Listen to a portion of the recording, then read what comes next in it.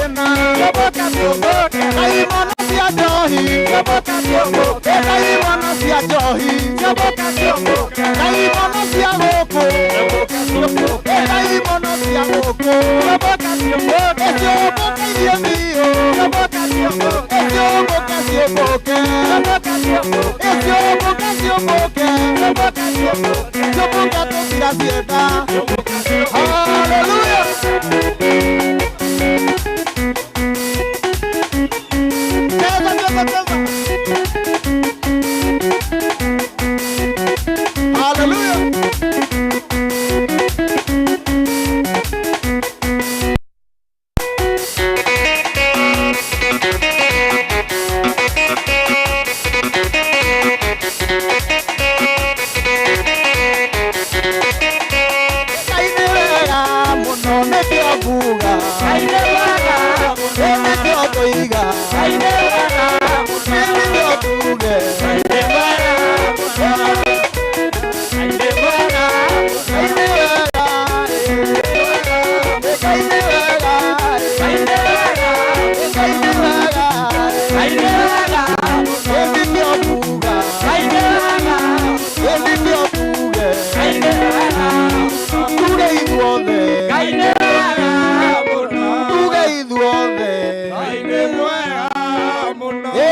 ena hinya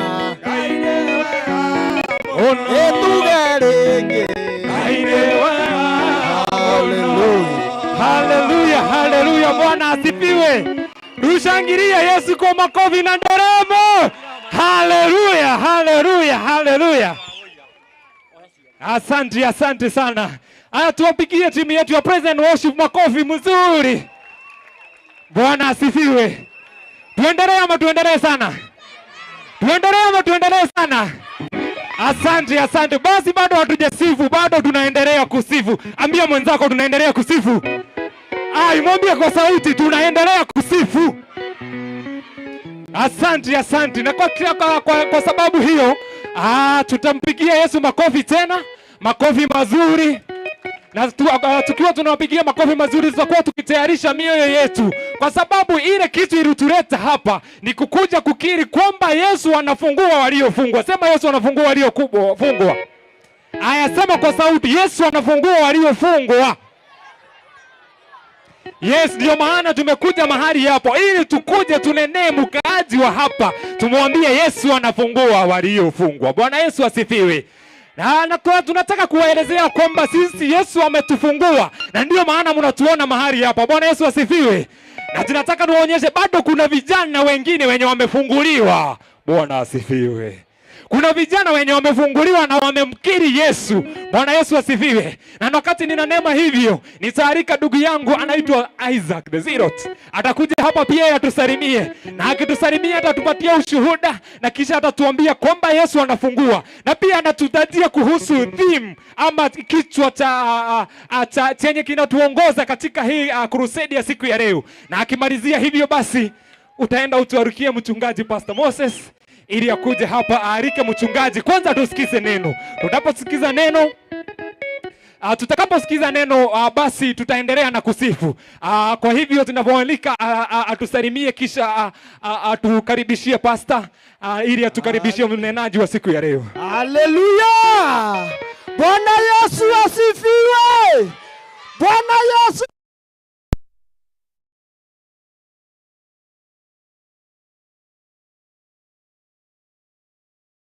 bring this good news unto the people of Kairo. I'm so happy that we are gathered in this praise, so that every soul that is represented and every praise that our voice can command, every praise, every person, our voice can command and hear. If you hear this gospel, you may come unto Christ. Hallelujah. Hallelujah. Saved me. He saved the young. He raised the young. And from a young youth, from a young man, he can still be praised. Hallelujah. And that is today that to you. You know, we are having a very powerful theme verse from the book of Corinthians first.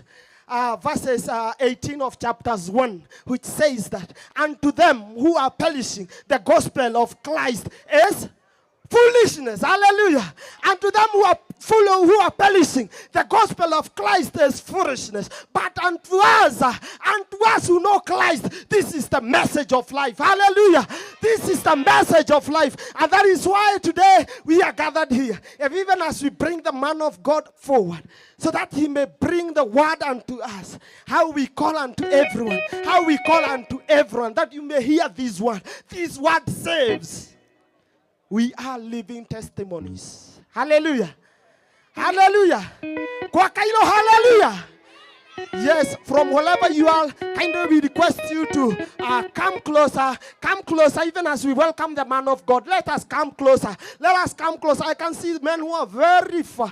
Kindly come closer to Caribbean, even as we bring the man of God forward.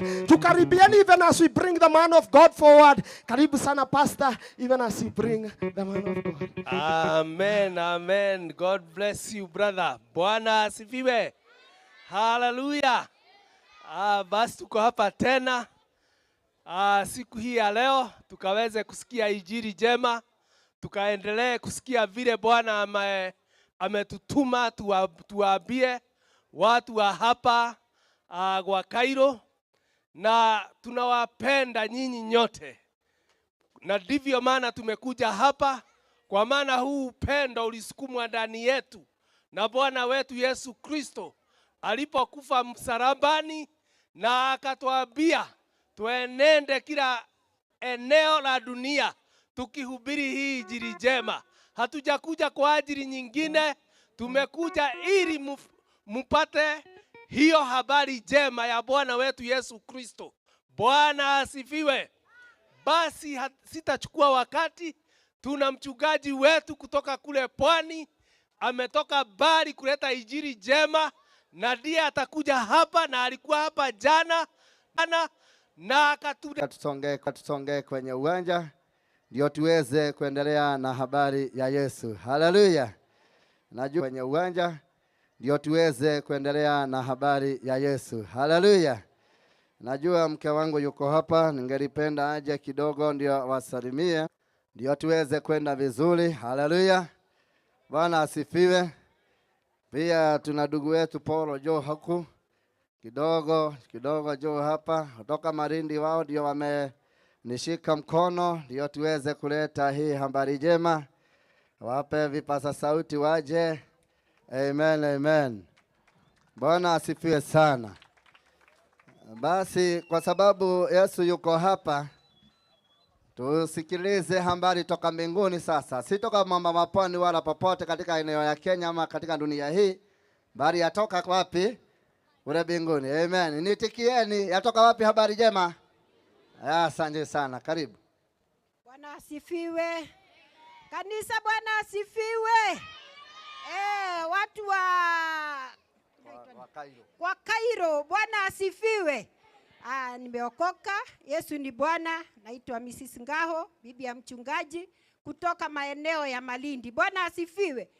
Niliwaambia jana hapa hatukuja biashara ingine ila kuihubiri injili ya Bwana wetu Yesu Kristo. Bwana asifiwe. Maana hatuna budi kuitangaza hii injili, kusema kuhusu msalaba na kifo cha Yesu na kufufuka. Bwana asifiwe. Na mwisho ameenda kutuandalia makao ili kila mmoja amwaminie asipotee, bali awe na uzima wa milele. Bwana asifiwe. Kwa hivyo wewe ambaye umempokea Yesu Kristo, hakika hutapotea. Bwana asifiwe. Maana umejua njia ya msalaba na damu ya Yesu Kristo. Na Bwana awabariki. Amen. Amen. Asalimie. Bwana asifiwe watu wa kwa Cairo. Bwana asifiwe tena. Kwa majina ni Paul na nimeokoka na Yesu ni Bwana. Nafurahi kuwa mahali hapa jioni njema. Tuliweza kutoka mji wa Malindi tuweze kuja kueneza injili mji huu wa Cairo, na ninajua tutabarikiwa sote. Na ngependa kumuhimiza tuweze kuchukua nafasi hii vizuri ili tuweze kupata neno la kututia nguvu ili tuweze kumuweza yule mwovu Shetani. Bwana Yesu apewe sifa. Wakati nilikuwa natoka Malindi, nilikuwa nimemwambia mke wangu nakuja kwa crusade kwa Cairo, akaniambia ukifika huko salimia wale wote watakuwa wamekusanyika mahali hapo. Bwana ambariki na azidi kumtendea mema, na tunapenda tena na tena. God bless you. Haya, tayari umesikia kuna hiyo habari njema, na si kutoa shuhuda wala kuhubiri peke yake wanajua, na hata kusifu na najua. Naomba pale mwenye kinanda pale, kuna wimbo moja tutacheza hapa na ni chorus ya praise. Kwa hivyo yawezekana ni ngeni kwako, lakini mtindo wa rhythm ni ule ule. Amen. Amen. Bwana wewe ni Mungu. Baba wewe ni Mungu moto unao. Bwana wewe ni Mungu. Bwana wewe ni Mungu moto unao. Baba wewe ni moto unao. Wewe ni Mungu moto unao. Baba wewe ni Mungu moto unao. Mungu moto unao. Moto wewe ni Mungu moto unao. Moto wewe ni Mungu moto unao. Wewe ni Mungu moto unao. Baba wewe ni Mungu moto unao. Wewe ni Mungu moto unao. Baba wewe ni tunapatia tata. Tunapatia ngai wako. nĩrakwatia tata, ndĩrakwatia Ngai wakwa, ndĩrakwatia tata, tata wakwa, tata wakwa, tata unathima, tata ungenacia, tata unendete,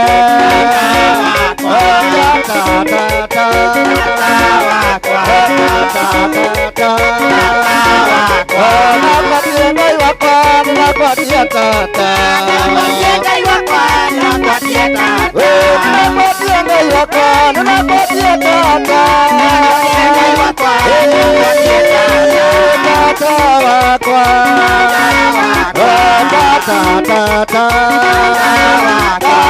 tata wakwa, nakwatia Ngai wakwa, nakwatia Yesu, nakwatia Ngai wakwa, nakwatia Mesia, nakwatia Ngai wakwa, nakwatia tata, wakwa tata wakwa, umbelete tata wakwa, tata wiguma tata wakwa, tata wiguma tata wakwa, nakwatia Ngai wakwa, nakwatia tata, nakwatia Ngai wakwa, nakwatia tata, nakwatia Ngai wakwa, nakwatia tata, nakwatia Ngai wakwa, nakwatia tata, umbelete tata wakwa, umbelete tata wakwa, umbelete tata wakwa, nakwatia Ngai wakwa, nakwatia tata, nakwatia Ngai wakwa, nakwatia tata, nakwatia Ngai wakwa, nakwatia tata, nakwatia Ngai wakwa, nakwatia tata, tata wakwa, tata wakwa, tata tata.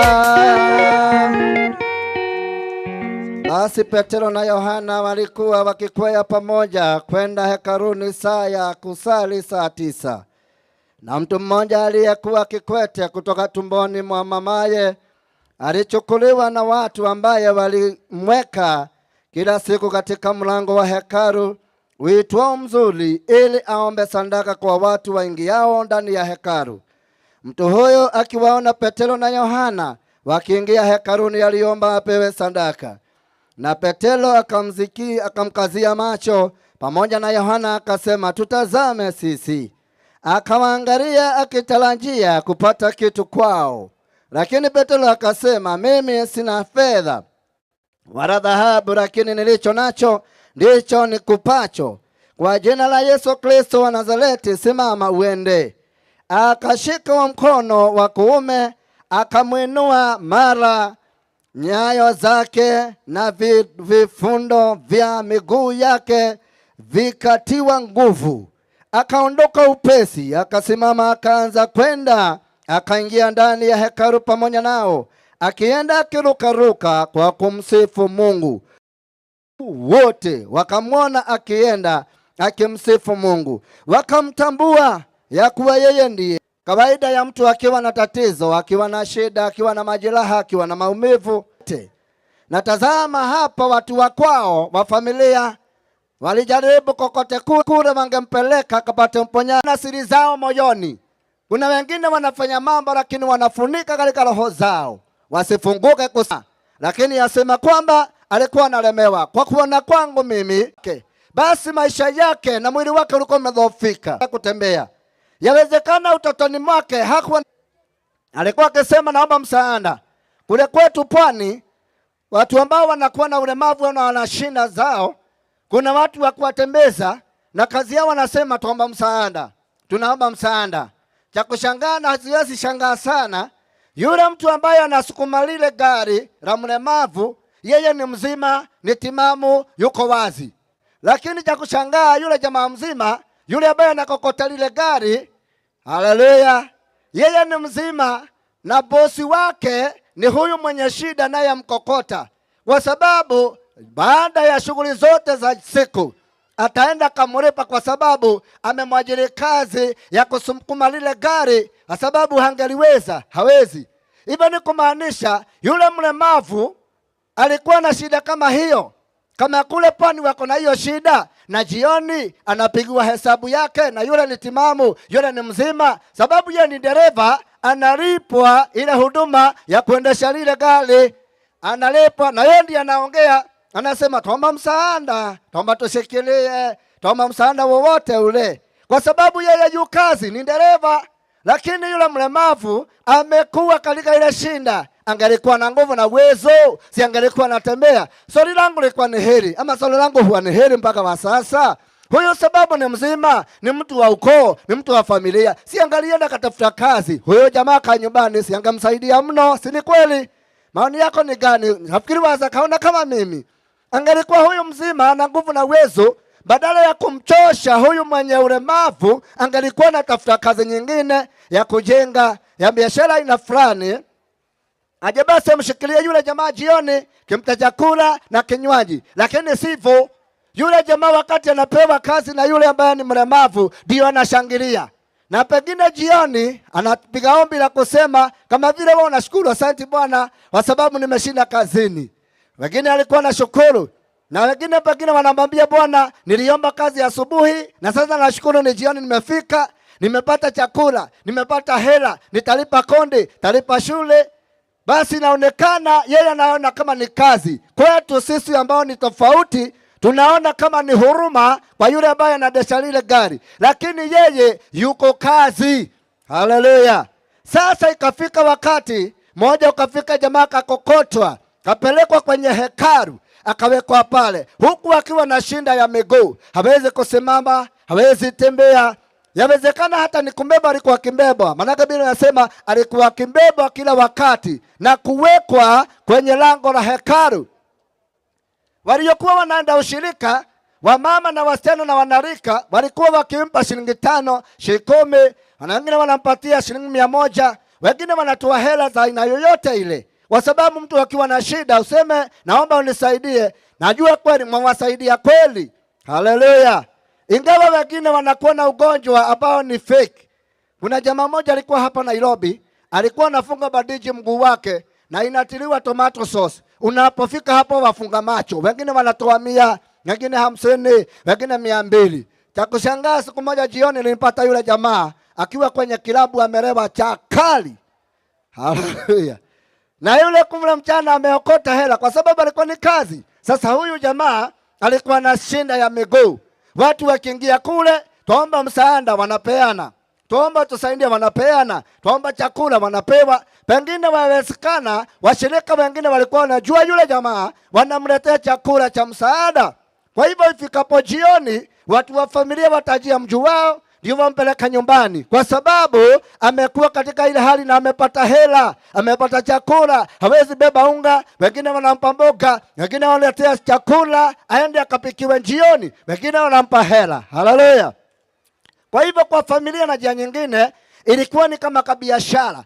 Kwa hivyo watu wao wanaitwa naye, wangelikaa kwenye nyumba wakamgoja yule jamaa aje basi na alete chakula. Haleluya.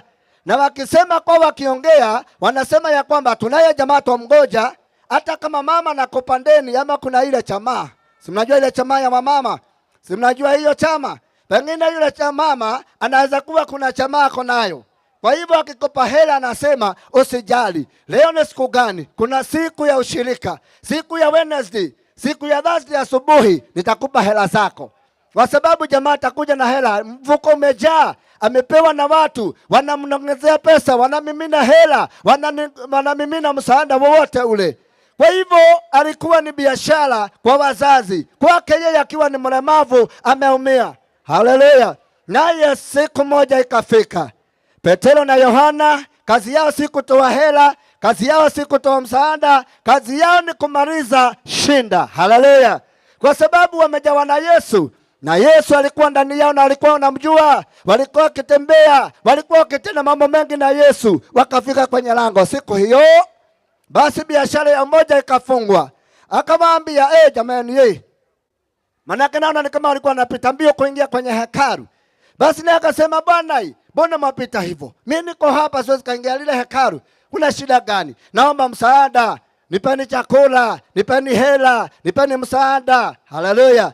Naye Petero kwa ujasiri kwa nguvu na uwezo wake Yesu kamtazama yule jamaa, akagundua ya kwamba huyu si pepo ako nayo, bali ni shinda ya mwili. Mifupa yake daktari walikuwa wamelemewa, inawezekana alifungwa na miti, akajaribu kupelekwa kwa upasuaji, akajaribu kutafutiwa washauri kuhusu miguu na mifupa, wakalemewa. Jamaa ikafika wakati huu akapelekwa pale ndio apate msaada. Pengine wakati huo kama mamake alikuwa amekopa unga, basi aliangulia patupu. Kama babake alikuwa na deni, pengine kama kulikuwa na simu ni fuliza ya wakati huo, paliangulia patupu kwa sababu biashara ilifungwa. Haleluya, Bwana asifiwe. Sasa hapa huyu jamaa akamwambia Petero, naomba msaada, naomba unisaidie, naomba unipe kile unacho. Pengine Petero waliongea kama sasa kuataka nini? Chochote kile unacho mimi nataka. Haleluya. Huku mama kule nyumbani ya kingoja alipelekewa unga. Mzee kule ya kingoja watakula chapati jioni hiyo. Watu wao wakingoja saa hiyo watakula nyama. Huko wakingoja jioni hiyo wakishangilia. Pengine walikuwa wamesafisha nyumba, wametayarisha jiko, wameosha vyombo, wametayarisha bakuri, wakisema leo mamkuli ni kuku. Jamaa kileta hela tutaenda kulipa ila kuku. Bwana asifiwe sana. Sasa ile shinda ikawa itafika mwisho wake. Kamwambia Petero na Yohana, naomba msaada. Naye Petero kamtazama, sikutazama peke yake, kamkazia macho. Kamwambia hela na dhahabu hatuna, kila tunacho ndicho tutakabidhi. Wakasema kwa jina la Yesu Kristo inuka. Haleluya. Kamshika mkono akamsimamisha, huku miguu yake ikanyoka, akaanza kutembea. Haleluya. Akaanza kufurahi. Huyu jamaa alikuwa anashangilia moyoni mwake, akijua kwamba hataomba tena, hatasaidiwa tena. Yawezekana katika ile msaada alipokuwa kipelekwa na jamaa wao, alikuwa pengine anasema, mimi ningelikuwa kama baba, singengojea mtu ambaye ni mlemavu. Pengine alikuwa akasema, mimi kama ningekuwa mwanalika aliye na nguvu, amesoma, ana uwezo, siwezi nikamgoja mlemavu. Sasa alikuwa pengine na wazo nyingi moyoni mwake, akisema siku ile nitaondolewa hii shinda. Kuna tamanio na kusudi lake lile atalifanya. Sasa siku ikafika. Haleluya. Sema siku ikafika. Sema tena siku ikafika. Sasa yule jamaa akakutana na mtu mmoja ambaye ni mchungaji. Yesu ako ndani yake, Yesu anaishi ndani yake, nguvu za Yesu zinaishi ndani yake. Kamkazia macho mmoja, jamaa we, hatuna hela sisi, hata sisi tutatafuta hela, njia zetu za kutembea kila kitu tutasaidiwa. Hatuna dhahabu sisi, hata tunategemea, hatuna tumaini ya kujenga nyumba kama hele, hatuna wakati sisi wa kutafuta na kuweka biashara, hatuna mambo hayo, lakini kile tunacho ndicho tutakabidhi. Basi jamaa akajua leo. Haleluya. Sema leo, leo. Jamaa akasema leo, sema leo. Leo basi kwetu kutaiza shida, manake nitapewa sadaka ya siku hiyo. Ndivyo pengine alifikiria. Pengine akasema huyu Petero, vile namuona amevaa nguo yake ya uchungaji, leo nitaletewa fungu la 10. Haleluya. Pengine kulikuwa ni wakati wa mavuno, akasema leo chapati kwetu watakula wiki mzima. Lakini akasema leo basi nitatolewa pesa zote na kila kitu, sadaka iliyotolewa katika ghala la kanisa. Leo tutakula kweli. Kasema leo nitaletewa mavazi. Haleluya. Leo nitapelekewa mahali mazuri. Leo nitapewa chakula kizuri. Leo nitakaa vizuri. Lakini mahala ghafla tu mchezo ukabadilika. Haleluya. Kama ila tunajua extra time kwa watu wa football, bila unaweza chezwa. Extra time inafika 28 minutes, 29 minutes, dakika tu ya 30. Kitambo ikatika sekunde, ibakia sekunde 2, basi bao inatwangwa, firimbi inapigwa, kipenga kikilia, mchezo unafanya nini? Unaisha hapo hapo. Tumaini, wengine wanalia, wengine wanajuta, wengine wanajiua, wengine wanaomboleza, wengine wanakata tamaa. Sasa huyu jamaa ile kwa ni hivyo, akaambiwa sasa kwa jina la Yesu Kristo, akamshika mkono, kamwinua. Haleluya. akamng'oa katika ile hali ya ulemavu, akamtoa katika ile hali ya kukwama, miguu yake ikanyoshwa, yule jamaa akaweza kutembea. Oh, glory to God. Petro alimaliza hivyo, wao wakaenda zao, manake hoja yao si washirika, lakini yule jamaa akawafuata huku akirukaruka, akishangilia, akitabasamu, kwa sababu Yesu amemtendea jambo nzuri. Bwana asifiwe sana. Nami nasema jioni ya leo, yawezekana kuna mtu wako hapa na umekuwa katika hali ya kusaidiwa. Pengine we ni mlevi na kila siku lazima ununuliwe glasi moja sababu huna nguvu. Nasema we ni kiwete kwa sababu ungeliweza kununua. Mwingine pengine atasaidiwa na pafu moja ya bangi ama ya sigara, basi yule ni kiwete sababu hana hela. Mwingine naye anaweza kuwa amelemewa kabisa mpaka mihandarati, lazima adunge. Kule pwani kuna tambia ya watu wa unga, inaitwa unga. Unga ni ile katika kuonja kwa kucha, uombe kwa yule ambaye alitumbukiza kwenye unga, basi urambe tu usikie kama kiu kimekatika. Kuna watu wanaishi maisha na hiyo. Na huku ni maskini wa mwisho, hawana habari. Kule kwetu wanaitwa matenja, wanakaa walevi, na si ulevi wa nguvu ya hela zao, ni ulevi wa kuomba. Haleluya.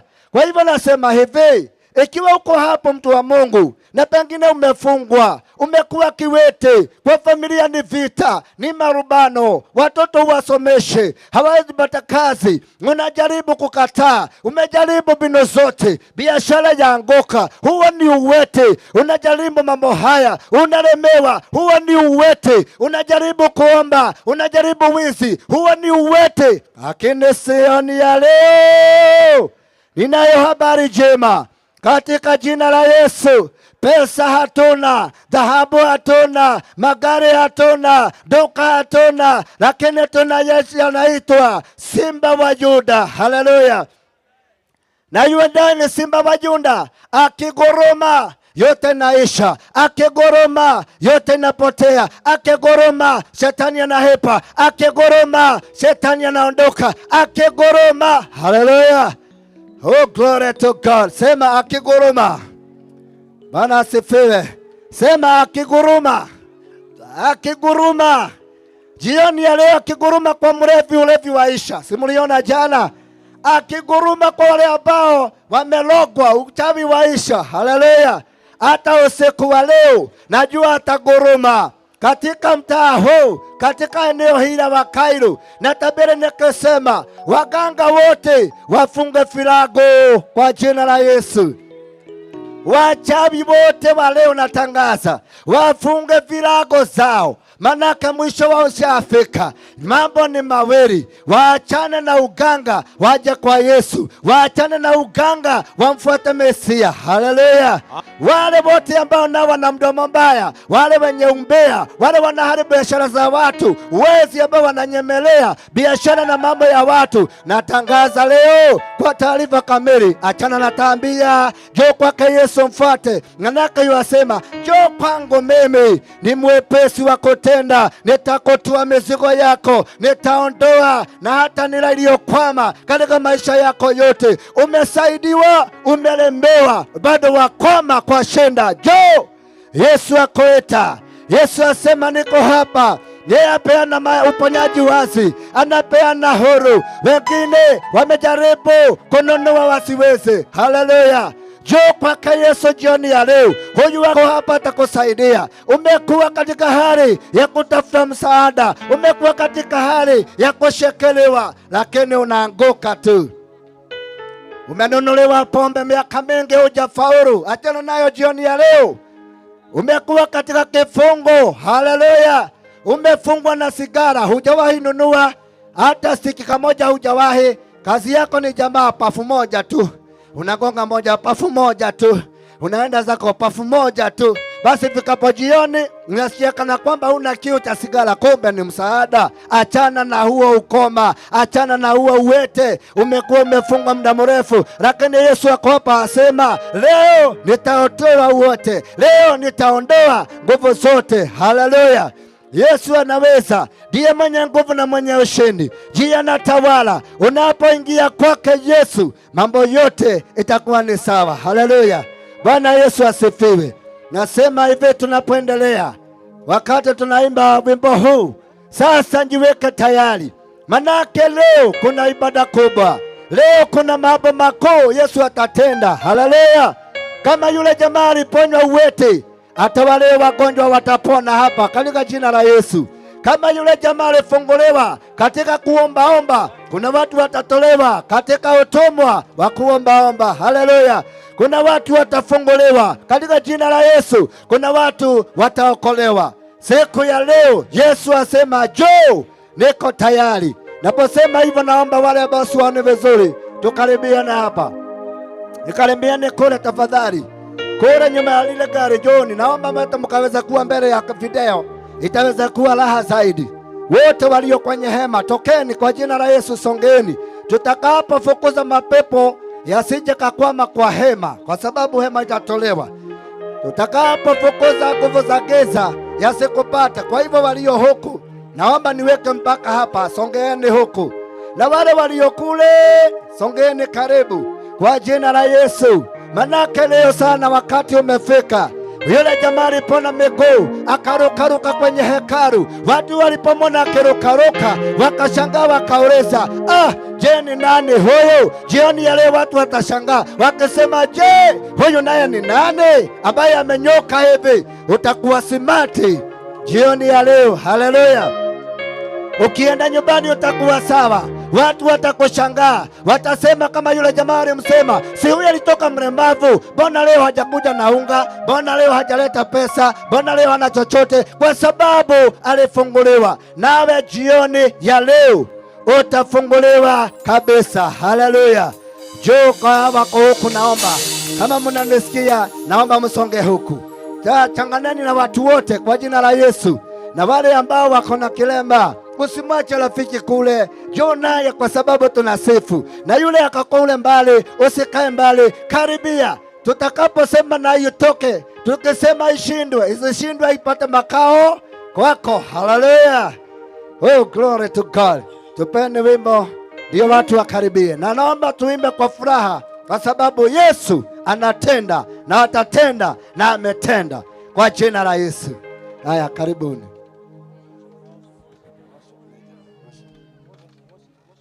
Damu ya Yesu iliyomwagika yaweza mambo yote. Damu ya Yesu iliyomwagika yaweza mambo yote. Oh, damu ya Yesu iliyomwagika yaweza mambo yote. Damu ya Yesu iliyomwagika yaweza mambo. Damu ya Yesu iliyomwagika yaweza mambo yote. Damu ya Yesu iliyomwagika yaweza mambo yote. Damu ya Yesu iliyomwagika yaweza mambo yote.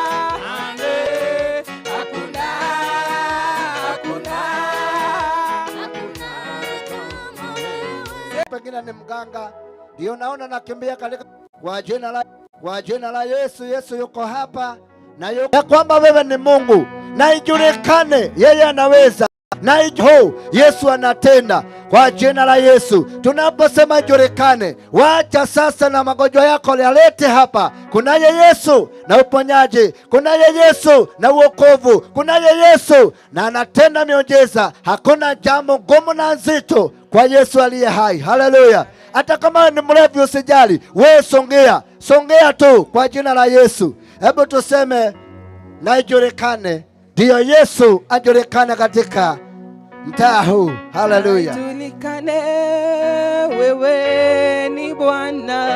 Haleluya! Wacha ajulikane ukikaribia. Na ijulikane Karibiani. waweza. Yeyote anashinda, karibia. Yeyote yule. Pengine unashinda, pengine ni mwili unakuuma, usijali. Pengine unaanguka, pengine unashikwa na nguvu, unaanguka. Na ijulikane wewe waweza. Na ijulikane wewe waweza. Na ijulikane watenda mambo. Na ijulikane oh wewe na ijulikane wewe waweza. Na ijulikane wewe waweza. Na ijulikane watenda mambo. Na ijulikane duniani kote. Na ijulikane ndio wewe ni Mungu. Songea ndio Yesu ajulikane ya kwamba yeye ni Mungu. Ikiwa ni mgonjwa, karibia kwa jina la Yesu.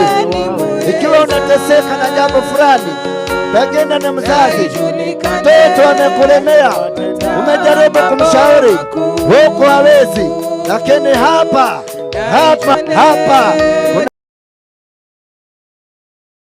karibia, ndio tuombee uponyaji kwa jina la Yesu. Yule jamaa, kuna shida gani? Magonjwa yako ndio umetumia pesa nyingi, usikusudie kutumia tena. Jo, Yesu atajidhihirisha wa leo. Haleluya! Na ijulikane wewe ni Mungu. Na ijulikane wewe waweza. Karibia tuombe. Ikiwa wataka kuokoka sana, wakati ndio huu, na Yesu atakuokoa. Yeyote yule, karibia kwa jina la Yesu. Karibia kwa jina la Yesu.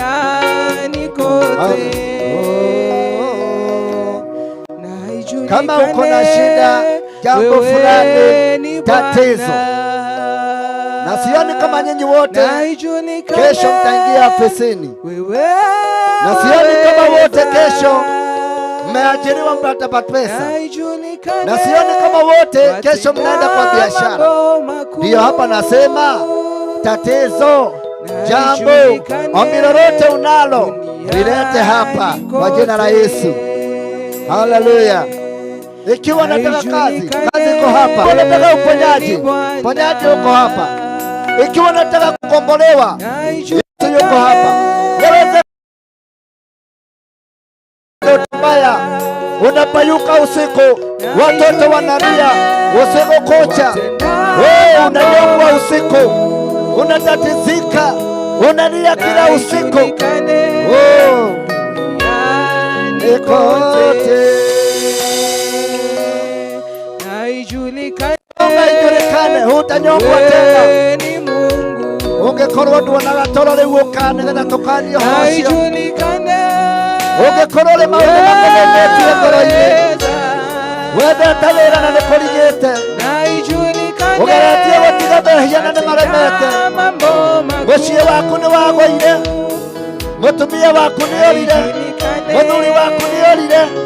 Oh, Yesu haha. Yesu yuko hapa. Atatenda miujiza. Roho tawala. Haleluya. Twakualika utawale. Tawala. Yeyote anahitaji nasema ile. Walika. Ndio. Nasema yeyote anashinda. Ni magonjwa. Ni kubadilwa usiku. Ni kunyongwa usiku. Watoto wanalia kila wakati. Mafua hayaishi. Joto usiku. Joto mwilini kila wakati. Umekuwa unalia. Umetafuta kazi. Ukipata kazi leo kesho inafutwa. Mahali unapata kazi ni mwezi mmoja tu, mwezi wa pili unafukuzwa. Joe.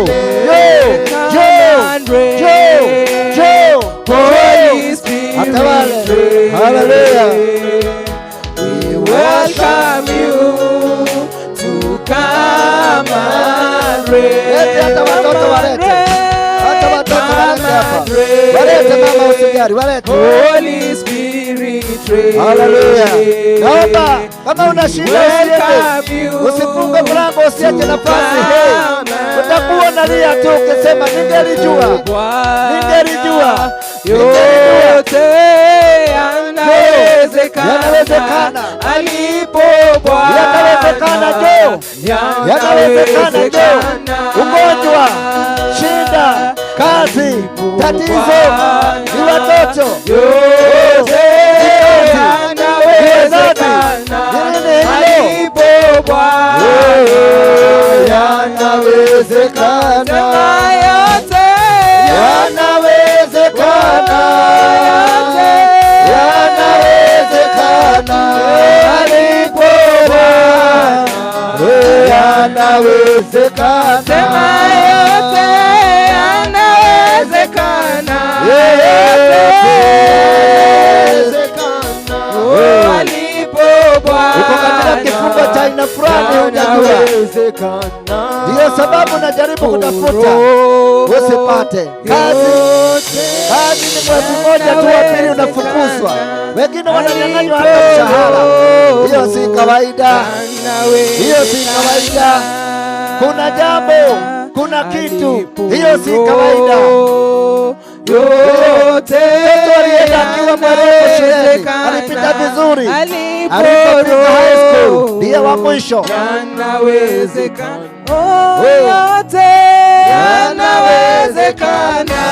Yote yanawezekana. Alipo Roho yako ukishika kila kitu kinateleza. Sema yote yanawezekana. Yote alipo Roho yanawezekana. Kuna watu wengine akiajiriwa kazi ni miezi miwili tu, na kabla mwezi wa pili kukatika ashafurushwa, mali inaenda, mshahara unaenda na anatusiwa. Wengine naye akifungua biashara mwezi wa kwanza ndiyo faida, wa pili ni hasara, hata naifunga akiwa na mandeni. Si kawaida, si kawaida hiyo. Haleluya. Wengine akilala usiku anaamshwa na kigongwa na sturu mkuu akiwa anatoka kwenda zake. Si kawaida. Wengine watoto wakilala unainuliwa na wao wanakuamsha na duru. Si kawaida. Haleluya. Na si ile nyumba unaishi iko na shida, kuna jambo, na ndiyo hili tunalisema leo, halitafua ndafu. Na kama we uko hapa na ni mchawi, naomba uje na nyungu zako na uchawi wako jioni hii, manake hiyo nduka tunafunga kwa jina la Yesu. Kabla hujaangamia, lete hizo nyungu kwa jina la Yesu. Kama umeroga watu wengi na wanateseka na unawajua, usiachilie walie mbele za Bwana, na wewe utaendelea, utakufa, utakuwa na shinda. Haleluya. Kama wewe kazi yako umeua watu, usiku umeua kadhaa, hatutaki kujua ni wangapi. Yesu yuko hapa na atakufungua kwa jina la Yesu. Amen. Sasa tataka tu wachungaji wamefika, waombe na nyinyi ndio muweze kupokea nguvu na uwezo. Mimi nitaomba ombi la kufunga kisha ombewa na wao. Haleluya. Kwa hivyo tunapo worship, naomba wachungaji mchukue jukumu. Kama wewe ni deacon, wewe ni pastor, saa hii ndio ya wakati, kazi imefika. Amen. Haya, uwe na kila mmoja aliye hapo, mshike bega, mkaribie, usiogope. Hii ni crusade na haina kazi nyingine, lazima mtuzungumze. Amen. Basi karibuni kwa huduma kwa jina la Yesu. Waombeni, wawekeleni mikono, ongea na wao, muulize ni shida gani, ndio uombee shida unaojua. Hata wale wa mama wameteuliwa, na wapa ruhusa. Joni, hii ni huduma, hii ni huduma. Nenda na huyo mtu na umuombee. Kama ni wokovu utatuambia. Ombeni na wao.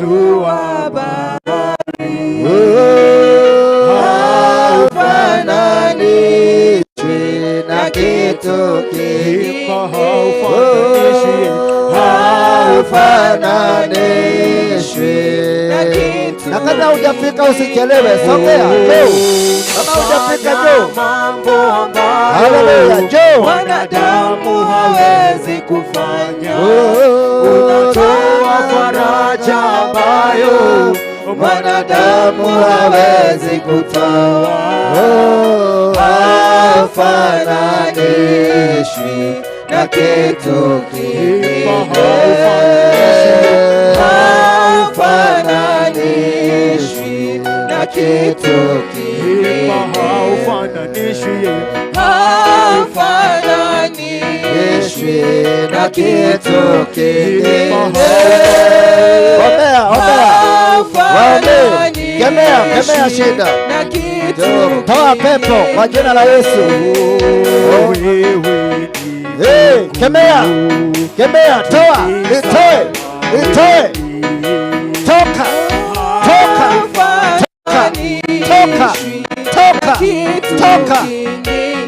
Hiyo haufananishwi na kitu kingine. Sasa saidieni hapo, ombeni na yeye. Ombea, kemea, toa hiyo maskini, kata hiyo laana, kemea hiyo shida, funga huo mlango, funga. Unafanya mambo ambayo mwanadamu hawezi kufanya. Unatoa faraja ambayo mwanadamu hawezi kutoa. Haufananishwi na kitu, haufananishwi na kitu. Wewe ni Mungu, tuliza mawimbi.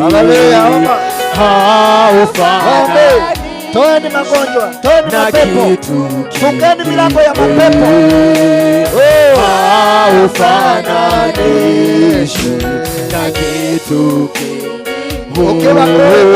Unafanya mambo ambayo mwanadamu hawezi kufanya. Unatoa faraja ambayo mwanadamu hawezi kutoa. Haufananishwi na kitu,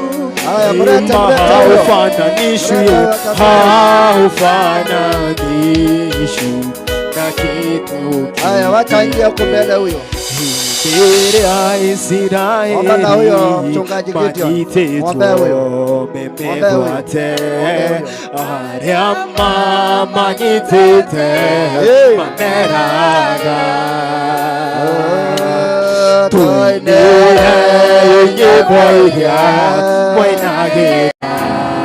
Iwanyu indira mwarehore utuke indira Waisraeli, Kwa jina la Yesu, pepo mchafu ondoka. Tunakuondoa leo.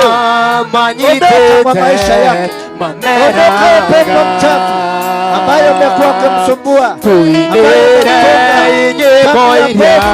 Tunakufunga leo. Tunakukemea leo. Tunakufukuza leo.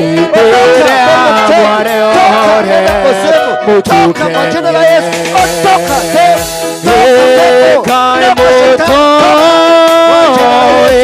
Kai wito Kai moto Uratarie Ibasia kai wito Ikakona Nere moyo Tata kumuinira Tuigomo Kai moto Kai wito Kai moto Uratarie Ibosia kai wito Nigogona moyo Twahota tia kumuinira Tuigomo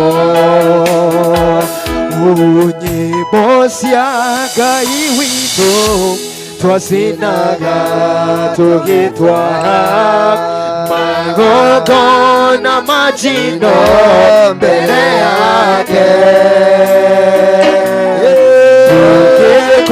tũgĩkũngũyagĩra nĩ kũmenya tũrĩ ohore twahota atĩa kũmũinĩra Tuigomo nyĩmbo cia Ngai witũ twacinaga tũgĩtwara magongona ma njino mbere yake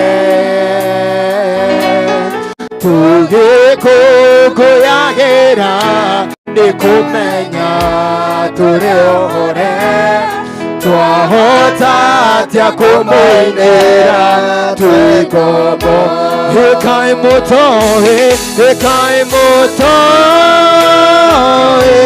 Ngai witũ Kai moto ũrĩa atariĩ nyĩmbo cia Ngai witũ nĩ igongona rĩrĩ muoyo twahota atĩa kũmũinĩra Tuigomo. Nataka kuomba na mtu hajafika hapa. Yawezekana umepelekwa kwa waganga na ukapewa hilizi, ukakatakatwa mwili wako eti uondolewe mikosi, lakini hujafaulu kwa miaka mingi, na ulipelekwa na mtu akusaidie, lakini baada ya msaada ni shinda. Kama uko hapo juu, Yesu anapita, Yesu anatenda juu. Kama uko hapa juu, tukimaliza sisi yetu tuaenda, lakini utakuwa naishi vipi na huku micholocholo ya uganga imekujaa? Hilisi ulipewa, uko wapi? Tunapoomba na hawa, naomba ujifikirie na uwaze. Haleluya. Haya, songeni kidogo. Nataka muamini katika jina la Yesu. Umeombewa na wachungaji yangu, mimi nikumalizia, na Bwana atatenda mema. Amen. Wana shida gani hawa watoto?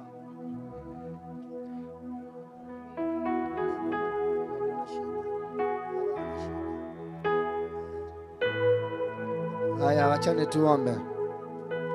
Baba, katika jina la Yesu Kristo, mfalme mwema, Mungu aishie na kutawala, tumbele zako tuko katika utenda wako wa miujiza. Ulimponya jamaa alikuwa na ulemavu wa miguu, hapo hapo alipona na akaanza kutembea.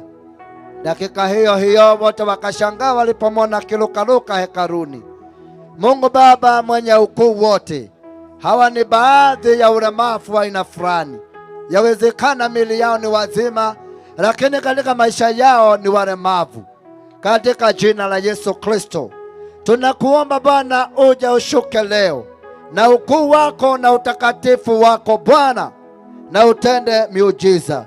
Katika jina la Yesu tunaomba uponyaji kwa huyu mama. Tunaondoa shinda zote zile, nguvu zote ambazo zimemfunga na kumwandama, ziondoke katika jina la Yesu. Zitoweke leo kwa jina la Yesu. Shinda hii tunaifunga, tunaikondoa, tunaikataa. Tunaachilia neema ya Yesu Kristo na upako wa Mungu juu ya maisha ya dada. Atakuwa mzima, atakuwa na ushuhuda, na Bwana ataonekana kwa jina la Yesu. Yesu mfalme mwema, tazama huyu mama.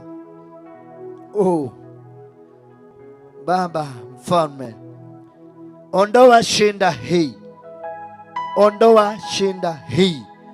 Huyu mama amekana machozi, ni muombezi, lakini analia usiku, halali vizuri, akiona kana kwamba kuna jambo lilienda mrama. Jioni ya leo katika jina la Yesu, mama uwe huru.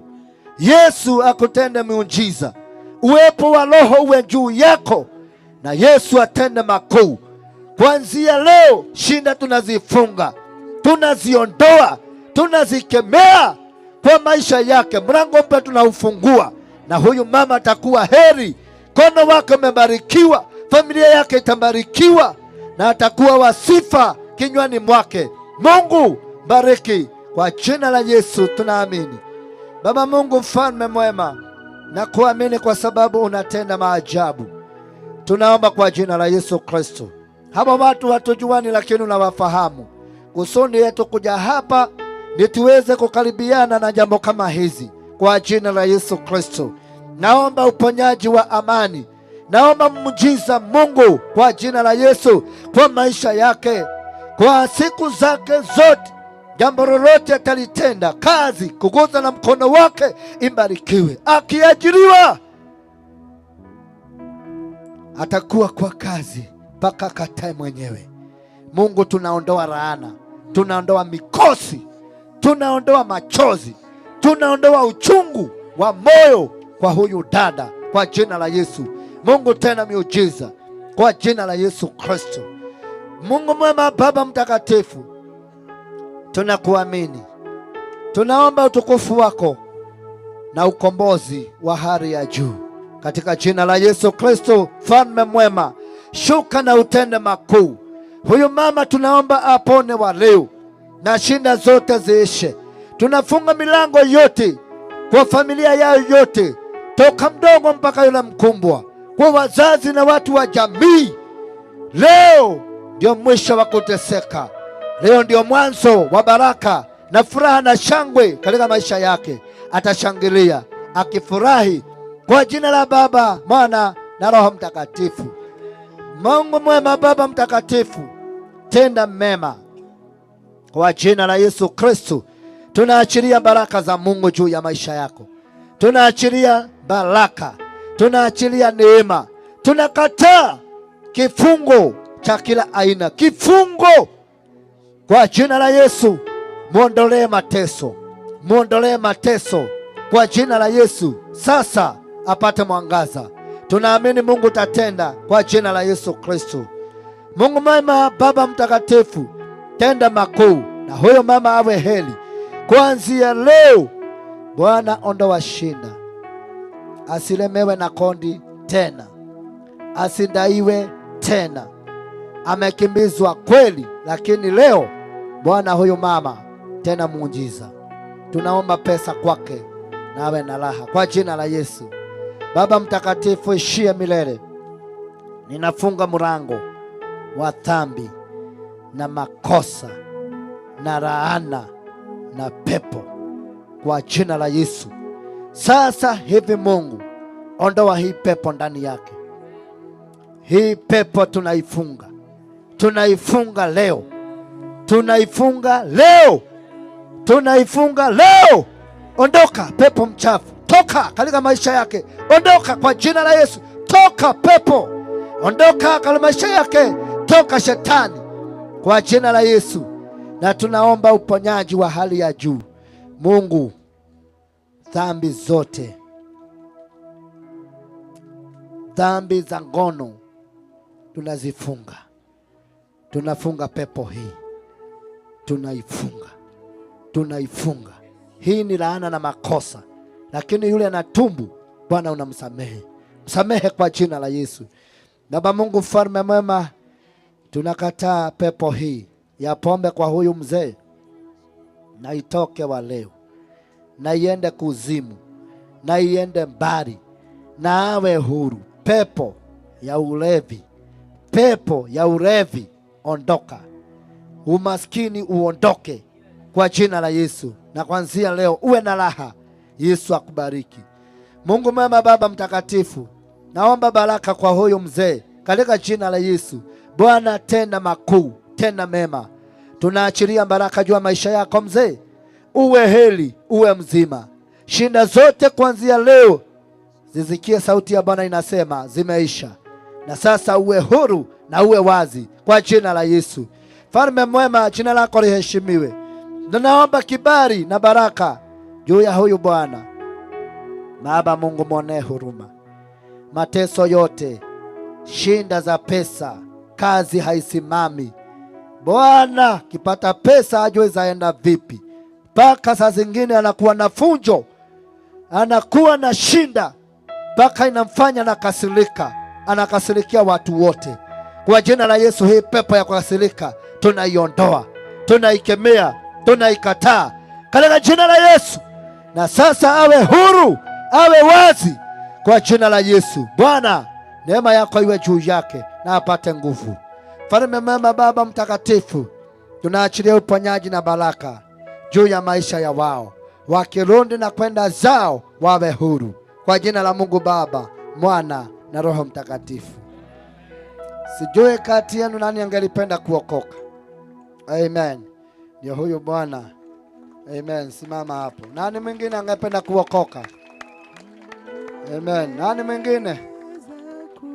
Amen, amen. Simama hapo mzee. Haya, nani? Songea mama.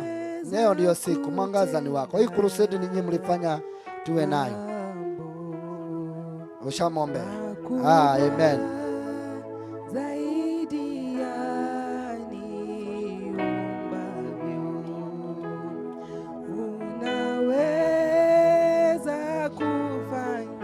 Baba Mungu, katika jina la Yesu Kristo, nainua jina lako Bwana, kwa sababu nasema wale wana imani itaweza kuwavuta walio mbali na hata wasisikie. Tunaomba kwa ajili ya ndugu wa huyu dada ambaye amefungwa na pepo ya ulevi na pombe Bwana, na dhambi na umaskini. Sasa hivi imani ya huyu dada ni ya kwamba atafunguliwa na ataachiliwa huru kwa jina la Yesu Kristo. Bwana mwema, Mungu mtakatifu, naomba uje na utende ya ajabu. Tunamkomboa, tunamfungua, tunamweka huru, na awe huru kabisa. Huyu dada ashuhudie siku ya crusade ilikuwa ni uponyaji wa ndugu yake, apone mahali alipo. Roho wa ndugu yake mahali ulipo, kwa kilabu, kwa urevi, mahali umeshikilia na nguvu zako, tunakung'oa, tunakukataa, tunakufungua na pombe ikukatae. Amani ya Mungu ingie, Roho Mtakatifu anje kwako, wokovu uwe ndio kimbilio kwako, na raha ipatikane kwa familia yao, kwa jina la Mungu Baba, Mwana na Roho Mtakatifu. Amen, amen. Basi mzee,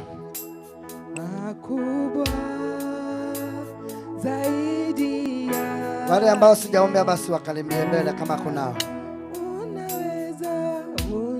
Wao wako sawa. Haya, songeeni tu, yawezekana nisitambue.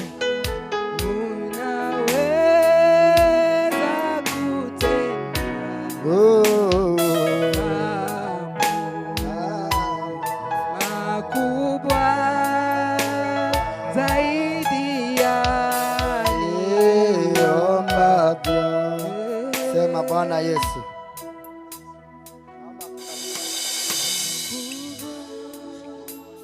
Sema Bwana Yesu, Bwana Yesu, naja kwako. naja kwako. Mimi ni mtenda dhambi. Mimi ni mtenda dhambi. Nimetenda dhambi. Sema nimetenda dhambi. Naomba unisamehe na uniokoe na damu ya mwana kondoo. Nifanye mzima nikutumikie. Ondoa jina langu kwa kitabu cha mauti, uniandike kitabu cha uzima. Baba Mungu, tunashukuru jina lako. Wokovu kama kwa Zakayo ulivyotenda, na itendeke kwa huyu Bwana. Kuanzia leo awe huru.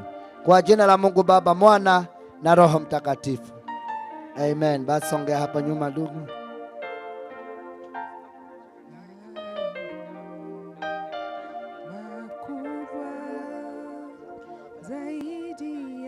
Baba Mungu mtakatifu wa neema, huyu Bwana ni dereva, lakini yasema wakati aenda huduma kwa kanisa kuwapeleka watu, gari linamtesa. Sasa pepo hii ya kuharibu injili na iondoke kwa jina la Yesu. Kama ako na laana ama mikosi, tunaikataa. Tunapanda wokovu ndani yake, utukufu wa Mungu na neema ionekane kwa jina la Yesu. Kuanzia leo baraka na amani na upendo uonekane. Ashuhudia akisema aliombewa, mikosi kaisha kwa jina la Yesu. Bwana mbariki, tunaomba na kuamini.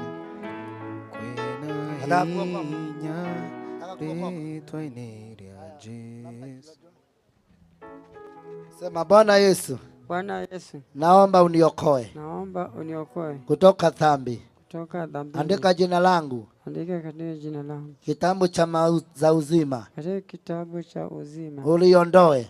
Niondoe Bwana katika kitabu cha mauti. katika kitabu cha mauti. Naomba unipokee. Unipokee Na uniokoe. Uniokoe Kwa jina la Yesu. Kwa jina la Yesu. Baba Mungu muokoe Andumu akiwa mtakatifu akitenda kazi ya huduma. Kwa jina la Baba, Mwana na Roho Mtakatifu. Amen. Basi songea hapa nyuma. Amen. Songeni huku kidogo. Namkaribie hapa kidogo. Baba Mungu mfalme mwema, kwa jina la Yesu Kristo. Mfalme, sisi hatujui bali wewe wajua yote. Huyu Bwana jioni ya leo namweka mbele zako. Ninaondoa kila tatizo. Naondoa kila kifungo. Naondoa uzito wa maisha. Kwa sasa naachilia baraka juu ya maisha yake. Mungu, tenda mambo makuu. Tenda mambo ya furaha. Wacha afurahishe watu walika yake, familia yao, na wote washangilie wakimuona. Kwa jina la Mungu Baba, Mwana na Roho Mtakatifu. Mfalme mwema, Baba mtakatifu, naachilia baraka juu ya huyu Bwana. Naondoa kila tatizo na shinda. Tunafunga milango ya kuwatesa kwa jina la Yesu. Bwana njoo na mtendee mema, baraka juu yake kwa jina la Yesu. Mungu mwema, Baba wa baraka, katika jina la Yesu naomba utukufu wako juu ya huyu mama. Upendo wako uonekane, sifa zako Bwana awe nazo katika maisha yake, akusifa kutukuze. Leo tumefunga, tumeachilia baraka ya Yesu, tukifungua baraka maisha yake. Toka leo kuteseka kumekoma kwa jina la Yesu. Baba Mungu mwema, shinda ya kila aina la tatizo kwa jina la Yesu. Tunampa huyu baba baraka, tunaomba upendo wako juu yake Bwana. Mateso ya ambao yamemulemea, shinda balibali, uzito Bwana, tuawe hapa asiwe hapa kwa jina la Yesu, na imani yake Mungu. Na sasa utukufu onekane, jidhihirishe kwa uponyaji kwa jina la Yesu. Baba Mungu mtakatifu, na kuomba kwa utukufu wa sifa zako Bwana, tunafunga shinda zote, tatizo za kila aina tunazifunga katika jina la Yesu. Tunaachilia baraka. Mungu wa amani, tenda na uonekane kwa jina la Yesu. Baba mfalme wa baraka, sasa namweka huyo Bwana mbele zako. Mungu wa amani, tenda miujiza, tenda makuu katika maisha yake. Onekana Mungu, kwa sababu unaweza. Baraka na iwe naye, shinda zote kwa jina la Yesu. Shinda Shinda na umaskini tunaukataa katika jina la Yesu. Pokea baraka kwa jina la Yesu. Baba mfalme wa amani, tunaomba utukufu wako juu ya huyu Bwana. Tenda mambo makuu, Mungu wa milele. Fungua milango yote sasa. Mwisho wa kuteseka ndio huu, na baraka ndio hizo ziingie kwa maisha yao. Jitukuze kuanzia leo kwa jina la Mungu Baba, Mwana na Roho Mtakatifu. Baba Mungu mfalme, tunaachilia baraka juu ya huyu Bwana, huko tukisema mwisho wa kuteseka ndio huu. Tunaachilia utukufu wa Mungu, baraka, mafuta ya Mungu ya juu yake, na sasa awe tofauti na mbeleni, kwa jina la Mungu Baba, Mwana na Roho Mtakatifu. Amen, amen, amen. Tushangilie Bwana. Haleluya. Pokeeni baraka kwa jina la Yesu. Na Bwana amewafungua. Nitakapowaambia usirudi kwa tendo halivai nilikuwa la mbeleni, sasa endelea na utakatifu. Amen. Na Bwana atatenda mema kwa jina la Yesu. Mfanikiwe kwa maisha yenu. Amen. Naomba sasa wale ambao wameokoka, sijui yule elder ako wapi? Kuna yule mzee, kuna hao watu watatu wameokoka, naomba mfuate yule mzee. Kuna huyo, kuna mama mwingine. Kuna mama alikuwa hapa, ameenda wapi mama? Yule ambaye ameenda. Sawa sawa. Sasa naomba tuwe na sifa. Tuwe na sifa moto moto. Amen. Sasa wale ambao wako sifu, ondoka kule. Manake sifa si kwa barabara, ni huku. Amen. Kama kwa barabara iko kati mwako, ondokea juu, songea huku. Haya, wale mko kule, haya songeni. Sasa waibaje mko wapi? Tunataka sifa moto moto. Amen. Tulisema Bwana ni moto ulao, na amelamba shinda, amelamba mengi, na hata sasa atalamba. Sasa jiandae kudance, jiandae kuruka, jiandae kubarikiwa. Haleluya.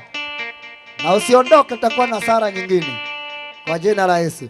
Mimi nasema okay, ndiraga atiriri, akorwo farafara imbere yaku tigana nayo, na akorwo wina story tigana nacio, na no nyende aria mekuria, tondu akorwo ndirona wega meka andu mwafara, no ndiho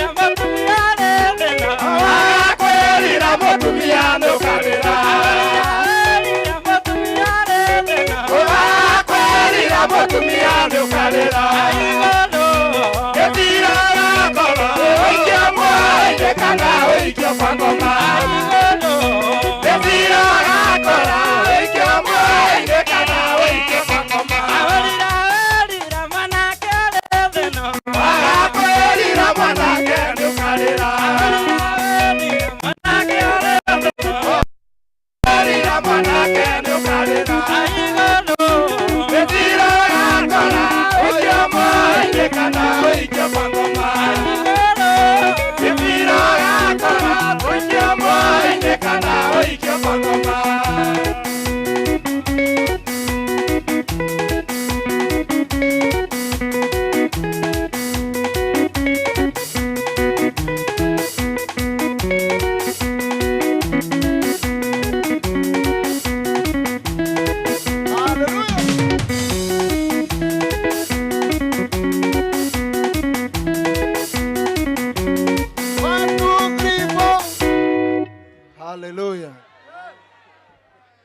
Bwana asifiwe. Nisalimie hivi kama uko tayari kusifu, nisalimie hivi. Huko nyuma nisalimie hivi. Mko tayari kusifu? Bwana asifiwe.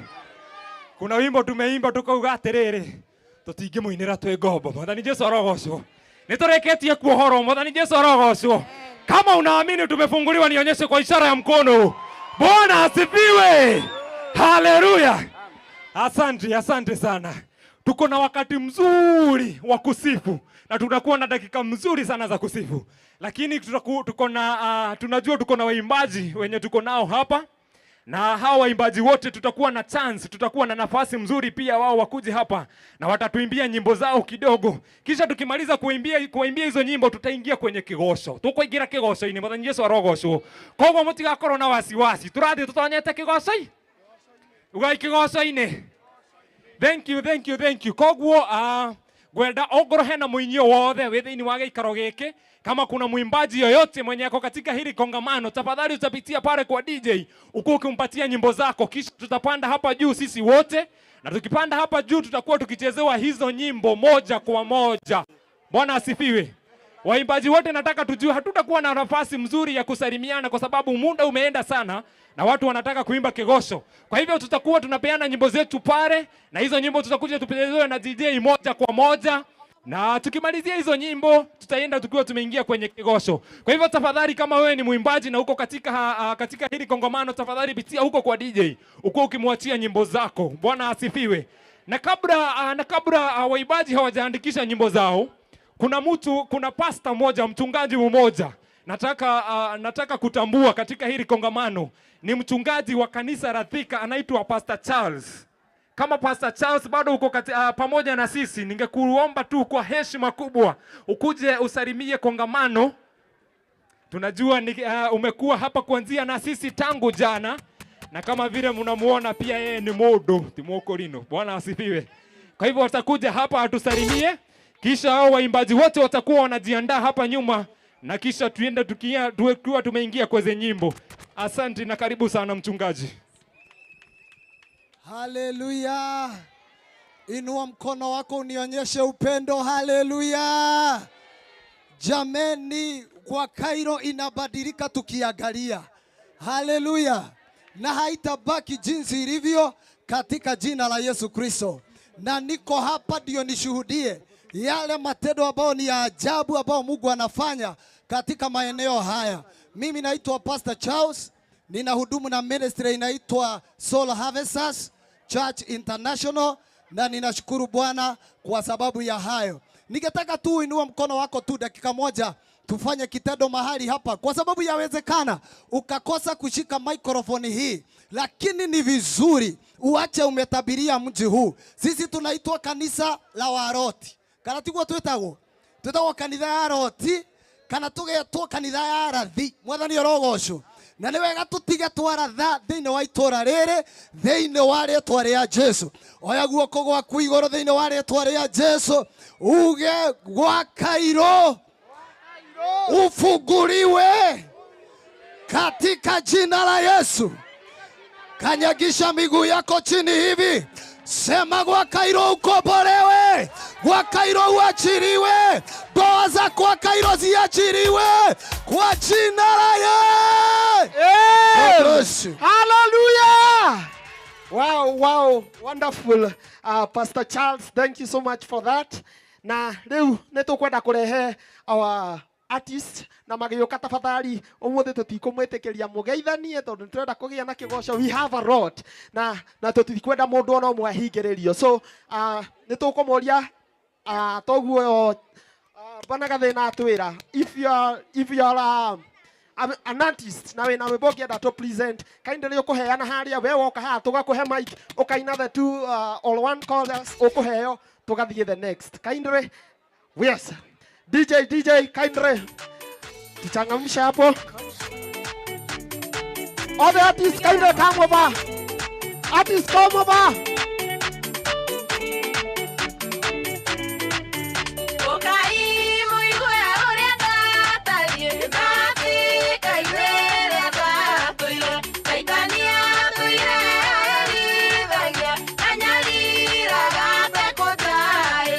Maria, Maria, Maria,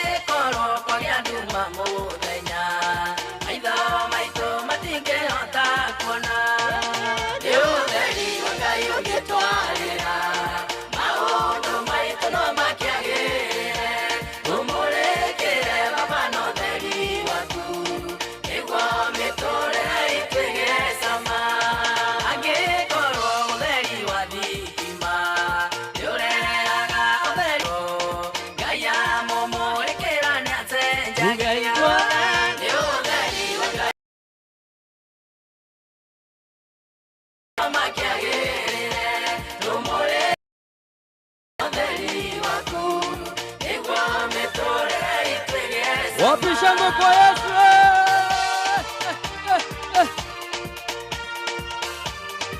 This is the son of a king, DJ Tush. Follow on Instagram, Facebook, and Twitter at DJ Tush.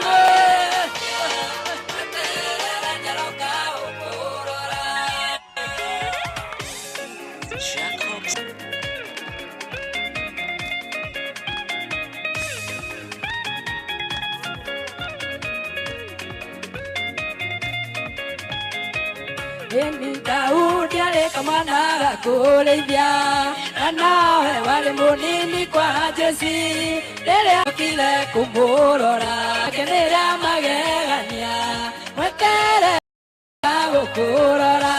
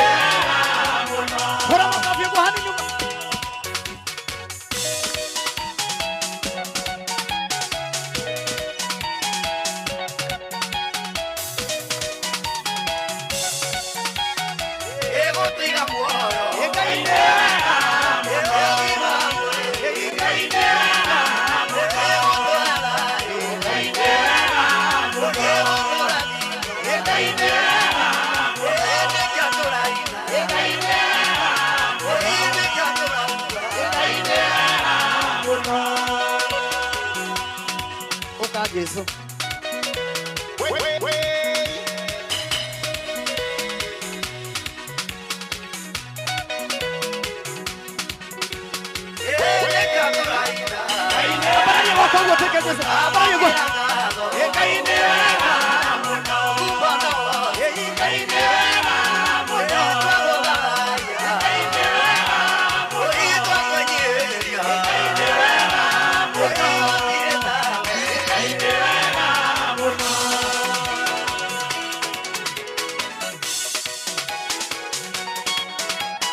Asante.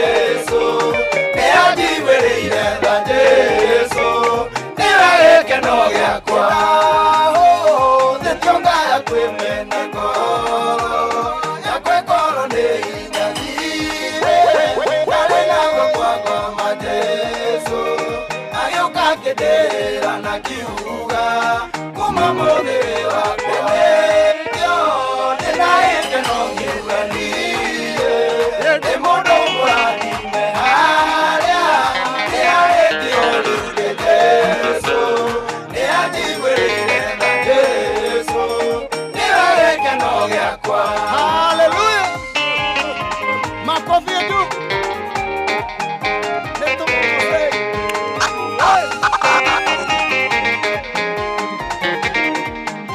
Hallelujah. Emorigo, uria ndathithikite munene, bameiana kwĩrigwo nĩ tha, ndĩtionaga kamũrũngũrwa, karuta maroro mothe akandua, make mwega wa mumwenekio, ina gĩkeno ngĩuganirie, ndĩ mũndũ mũrathime harĩa, ndĩrarĩtio rĩu ndĩ Jesu, nĩ anjiguĩrĩire tha Jesu, ndĩra gĩkeno gĩakwa. Ndĩna gĩkeno ngiuganirie, ndĩ mũndũ mũrathime harĩa, ndĩrarĩtio rĩu ndĩ Jesu, nĩ anjiguĩrĩire tha Jesu, ndĩra gĩkeno gĩakwa. Hallelujah. Tuingie kiwanjani leo. Chezea Bwana.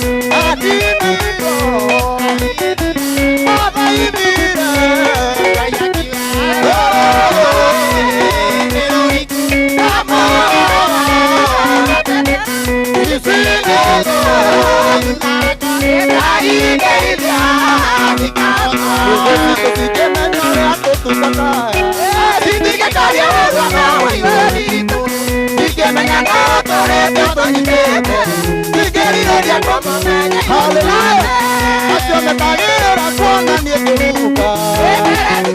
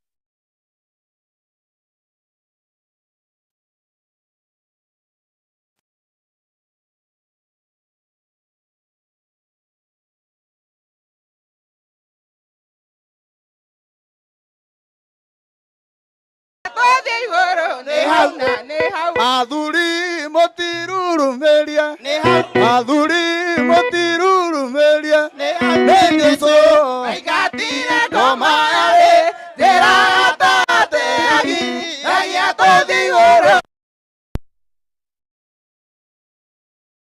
Nisio boka Hallelujah tuthie na mbere wapikelele Yesu wapikelele Yesu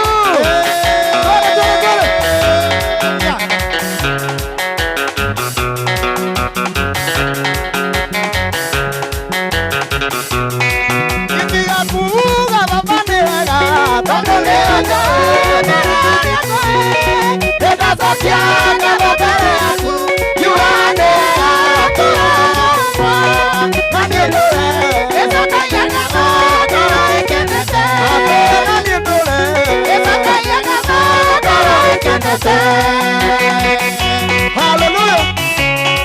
Ruka, ruka, ruka, ruka. Hallelujah. Amene waire mama mama makonyoneria deraigo ingerigo nekuganea makonyoneria inana tokoragia diana ugegeza bururi amendo koragia diana ugegeza bururi agwo tona kone wanjirire eta diana ugereru na ukegera tona mathina urere mugenge utamama tatunegwo wakirene akireke twarerie tatunegwo wakirene akireke twarerie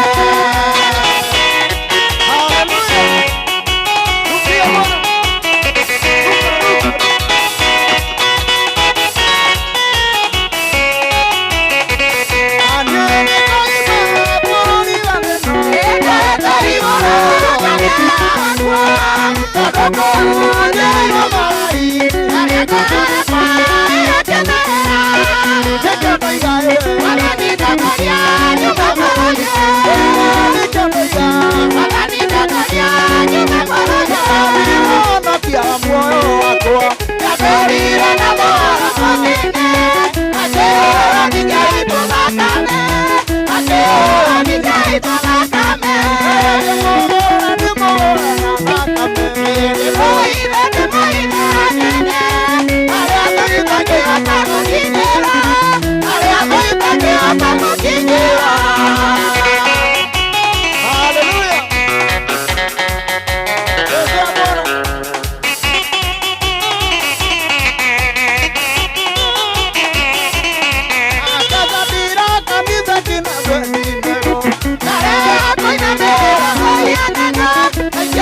Yeah.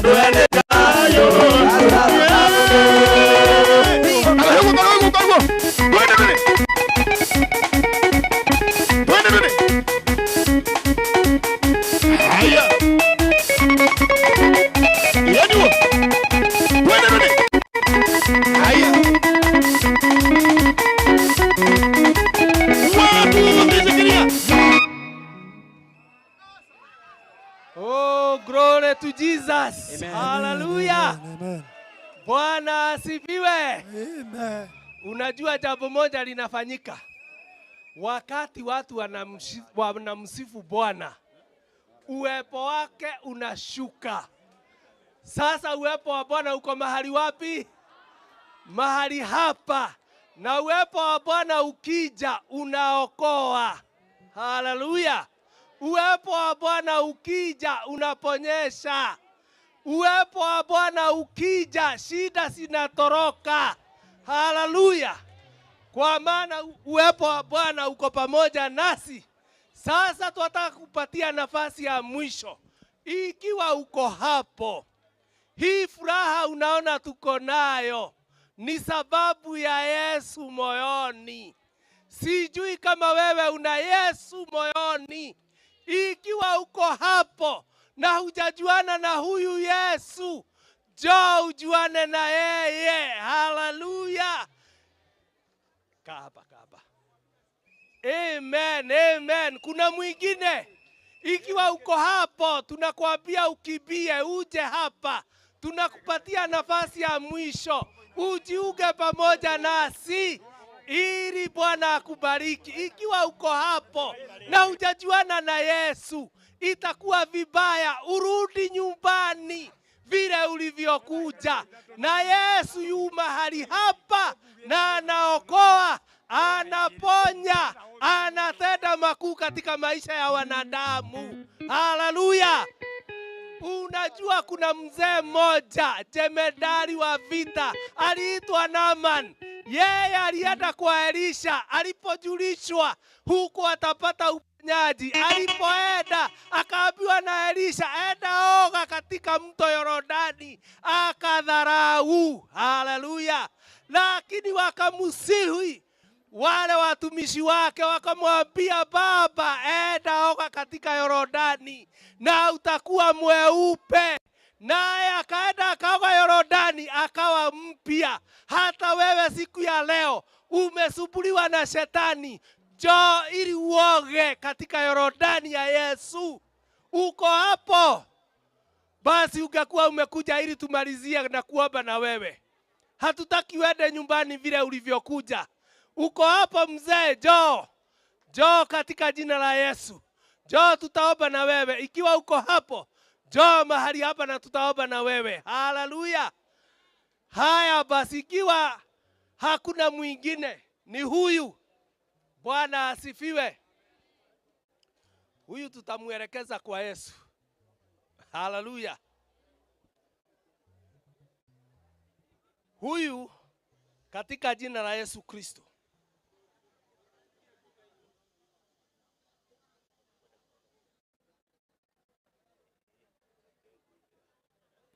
Basi tuombe huyu mzee Godfrey katika jina la Yesu.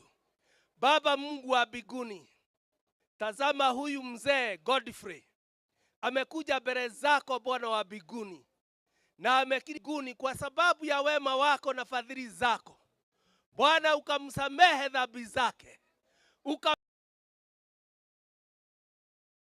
ili akawe kiumbe mpya. Maisha yake kuanzia sasa twatangaza ya kwamba imebadilika. Sasa yeye atakuwa kiumbe mpya, hatakuwa vile alivyokuwa hapo mbeleni. Roho wa Bwana twaomba ukashuke katika roho yake, ili ukavuje kazi zote za ibilisi, ili ukamalize kazi yote ya shetani, ili akaweze kutoka milango ya shetani, ya kwamba sasa yeye ni mpya. Na ni katika jina la Yesu tumeomba na kuamini. Amen.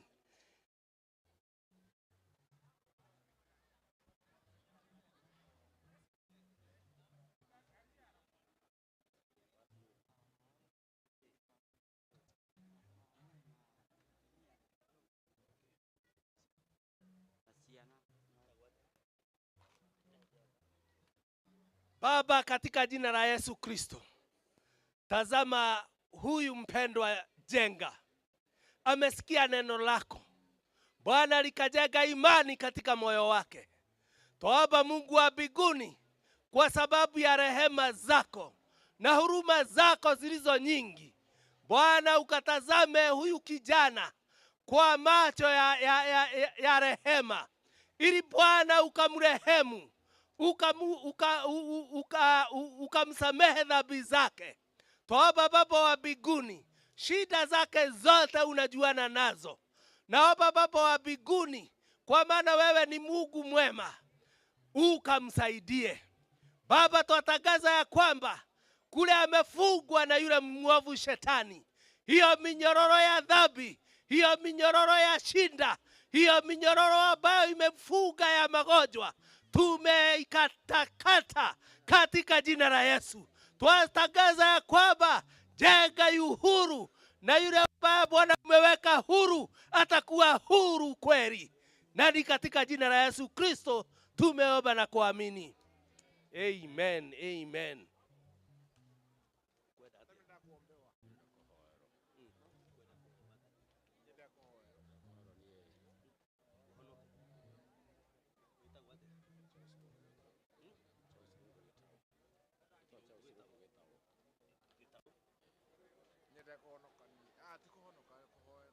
Baba, katika jina la Yesu Kristo, tazama huyu ndugu Getau. Bwana amekiria kwamba wewe ni Bwana na angetaka kuokoka. Bwana, neno lako lasema kwamba jambo hili la wokovu liko karibu na sisi, kwa maana ni katika moyo tunaamini na kwa kinywa tunakiria kwamba Yesu ni Bwana. Huyu amekiria kwamba wewe Bwana Mungu wa mbinguni, kwamba wewe ni Bwana. Twaomba asubuhi, jioni ya leo, ukamfungue kutokana na minyororo ya shetani. Bwana, ukamweke huru, kwa maana yote umemweka huru atakuwa huru kweli. Huyu Baba wa mbinguni, twatangaza ya kwamba yu huru na yu huru kweli. Na ni katika jina la Yesu Kristo tumeomba na kuamini. Amen. Amen. Basi Kariuki aombewe. Kariuki. Wewe unaitwa Kariuki?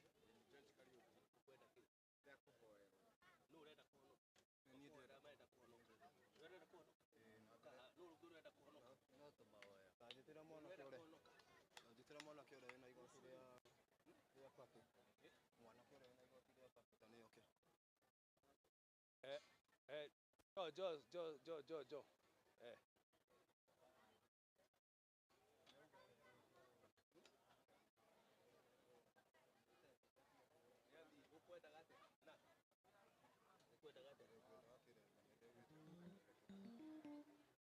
Huyu anataka chepeo.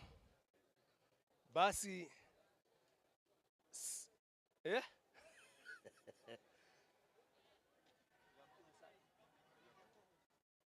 kuna mtu ana chepeo, tufunge huyu anataka chepeo. Huyu anataka chepeo, anataka kiremba.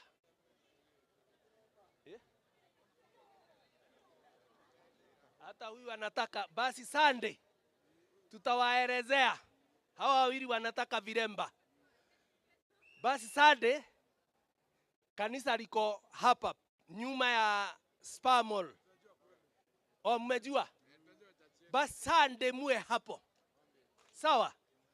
Na tutawafunga chepeo. Hata wengine watakao taka kuja, behind Spar Mall pale kuna kanisa ya Blue mpya. Mkiuliza kanisa ya Kolino hapo mtaipata, karibu na inaitwa nini?